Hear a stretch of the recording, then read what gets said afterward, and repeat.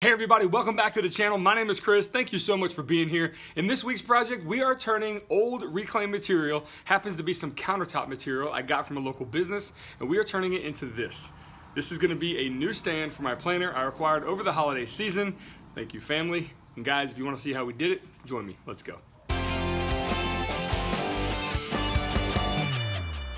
Well, here it is. This is a cover that a local business had to cover up a piece of machinery, and they were just gonna throw it away. So I ended up taking it. Basically, it's 3/4 inch plywood covered on both sides with a little bit of a laminate countertop material, kind of gray in color, as you can see here. I've taken it apart, and now it's time to break it down on the table saw for the pieces I'm gonna need to make this planer stand.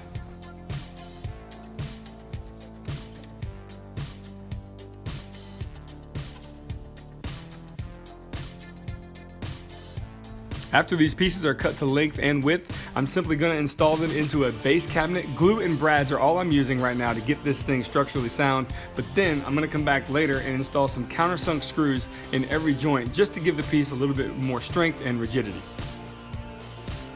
Now I know this is a piece of shop furniture made from reclaimed material and aesthetics aren't necessarily key here, but I like to get every screw head just level with the surface just to keep everything nice and neat. As you know, if you're gonna build something, you might as well try to build it the right way the first time. And we have a phrase in my family. It's called, it's not the Taj Mahal, but we sure are gonna try. And I think you can get what I'm saying there.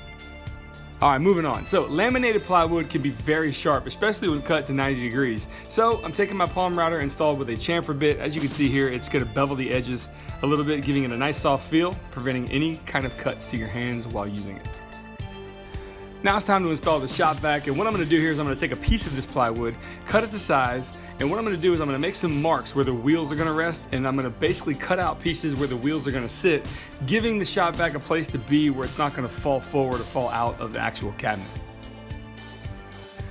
There's many ways you can do this. You can take this to a bandsaw and cut these out there, but however, I'm using my crosscut sled and I'm nibbling away the material. As you can see, I got to make a few little fine tuning adjustments here, and it looks like it fits pretty well.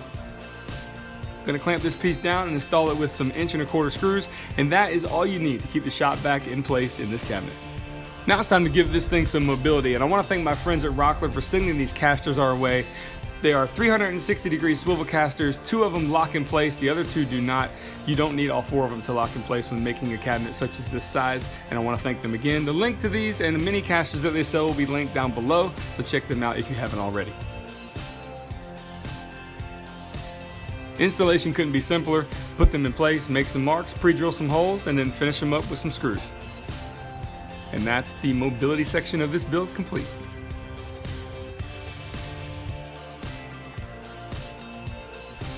Now it's time to go ahead and install the planer to the top, and I realized that I need a little bit larger top. So I cut a piece down to size, again, break all the edges with a chamfer bit, clamp it down and install it, and as you can see, there is a much larger base for the planer to rest, which I think is a little bit safer, a little bit better option for me in my situation.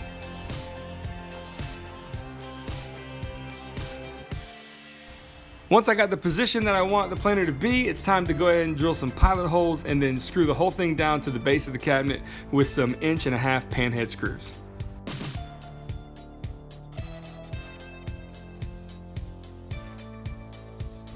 So we've got planer storage on the top, we've got Shopvac storage underneath, but I think we can do a little bit better than that. I've got some 1/2 inch plywood sitting around the shop, and I'm gonna use it to make a drawer that's gonna rest right at the top of the cabinet.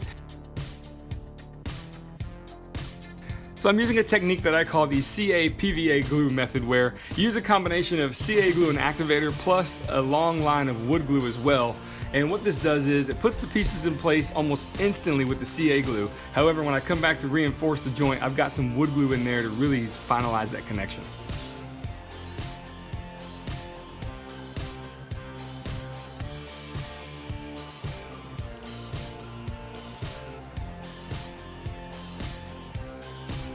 So once the actual box of the drawer is completed, I'm going to take some 120 grit sandpaper. I'm going to go ahead and soften all the edges, giving it a nice soft feel. Make my way to the cabinet and start installing these drawer slides. I've also installed a spacer block with some clamps you can see there above the drawer slide, and that's because when I move to the other side to install it, I know that both drawer slides are exactly level with each other.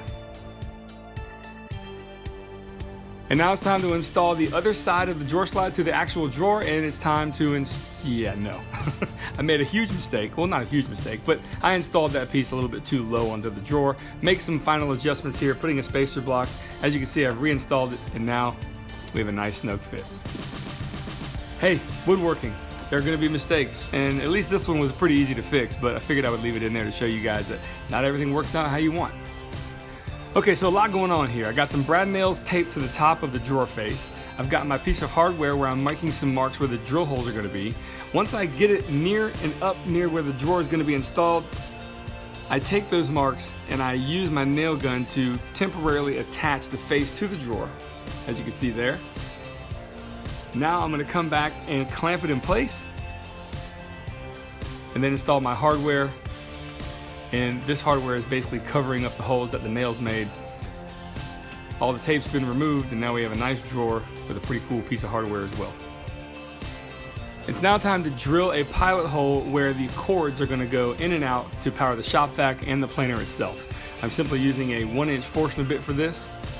And again, sharp edges. I don't want those cords to get damaged, so I'm taking my chamfer bit and I'm rounding off those edges. Pretty cool shot, what do you think?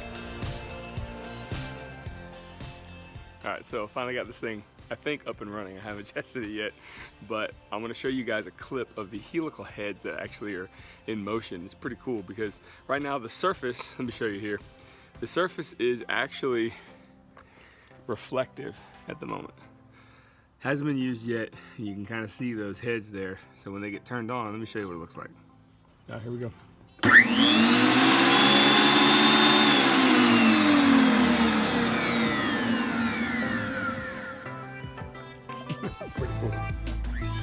So it's worth mentioning, to power this, I've installed a relay. So basically when you turn one tool on, it turns another one on, but it keeps the Shopvac on for about 5 seconds after turning the planer off. There you go. So to test it out, I found a piece of maple that I've had in the shop that's been rough sawn.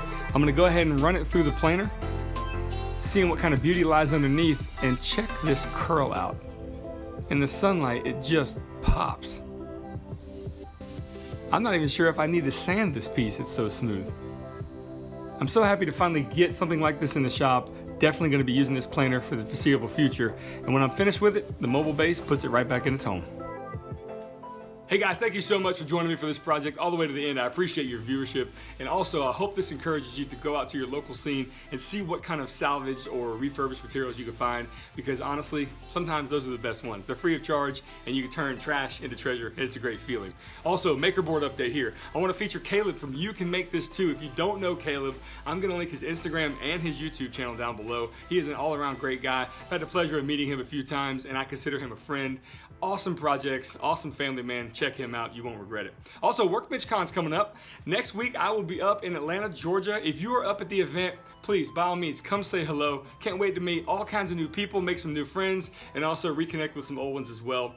And I'm really looking forward to that event. This event happens once a year, and it is absolutely fantastic. Check it out. I'm gonna link it down below as well.